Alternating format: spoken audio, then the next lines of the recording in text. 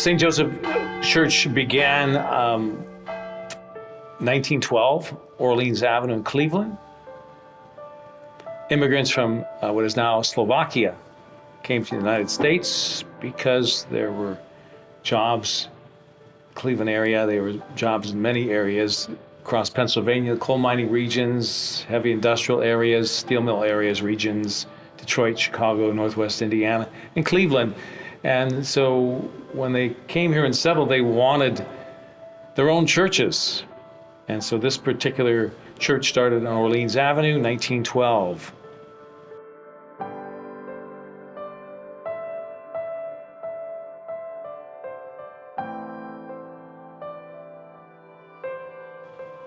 Well, the Byzantine Rite, of course, we believe as Catholics that we possess the fullness of truth.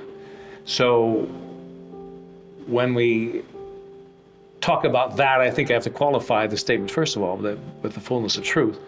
What makes it attractive, I believe, is that we have, from antiquity, Christian antiquity, a liturgy, prayers that have largely gone unchanged down through the centuries. And in the Byzantine Catholic Church, there's an attempt to connect the worshiper with the Almighty.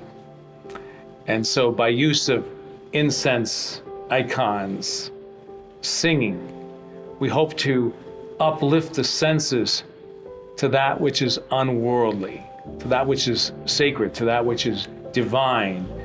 And there's not an attempt to be mundane. There's not an attempt to be what could be called almost entertainment. We have a lot of substance in our divine liturgy and all of our church services that I believe brings out the fullness of our faith.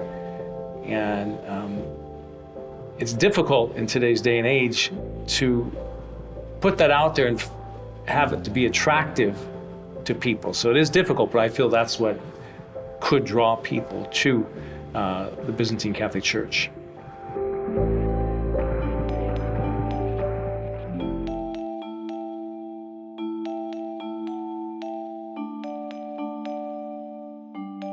We take great pride at St. Joseph to connect with the community. We have what's called the St. Joseph Outreach, and it was started by a husband and wife from St. Joseph. They were moved by actually a sermon that I gave, and they took their RV downtown and started distributing peanut butter jelly sandwiches to those on the street corners in downtown Cleveland. Eventually that evolved into an entire ministry that involves the whole parish. We provide the Sunday morning meal for the men's shelter in downtown Cleveland on Lakeside. We've done that for 22 years. I say it involves the entire parish community because on Sunday mornings we make about 800 sandwiches. And so folks gather to make peanut butter jelly sandwiches, bologna and cheese sandwiches. And then on Sunday mornings, about a half a dozen people go downtown to distribute the food. Even beyond that, our First Friday fish fries serve to support, from a financial standpoint, that ministry. And so even the fish fry workers who come and help with that meal, they contribute to this whole effort. And whatever we make on those First Friday fish fries goes to support that outreach. Now set aside all earthly cares, set aside all earthly cares.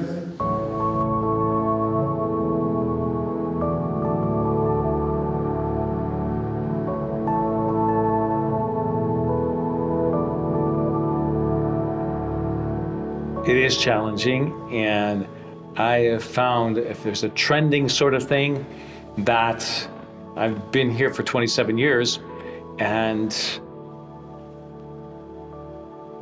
when I first came, our collegians were attending church, and certainly our high school students. Now it seems like there's a trend, and this may be a trend in the whole church, for the younger people, once they even reach high school sometimes, to kind of steer clear from church. And many of our collegians, I don't see them. However, the ones that do come I find that they sense that which is divine. They have a sense and they've connected with that Byzantine spirituality. It certainly is a challenge. From the homily, I try to make the homily relevant to today's day and age. And we can't do much with our liturgy because the liturgy is there. But hopefully through the homily, the homilies are timely and they're challenged and uplifted and shown their love by God and all of the above. I've been ordained 35 years, and the driving force behind me is just a love for what I do. There's a certain fulfillment that is gained in ministry, knowing that people come to you during their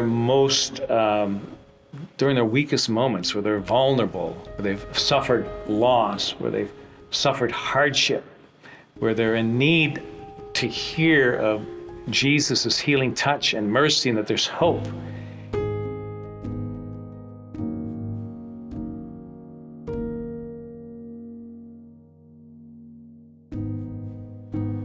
I would say mystical.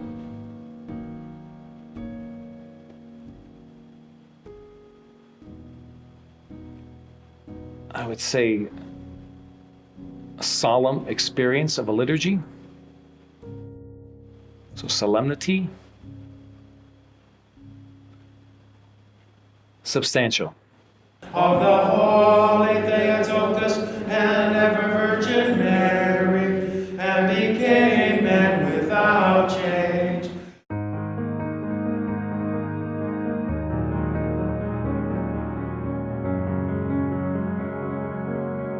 It's seeing that people come in a needy way and hopefully walk away feeling uplifted by God, feel God's mercy and love, feel that there's hope in the world, feel that they can trust and have faith, and knowing that I'm imparting that or helping people arrive at that in their lives is something that's outstanding. I encourage them to pray the Psalms, which our liturgy contains many, to take the words of the hymns of our divine liturgy and to study them, to be transformed by them, to be uplifted by them, because it brings out the theology of our faith.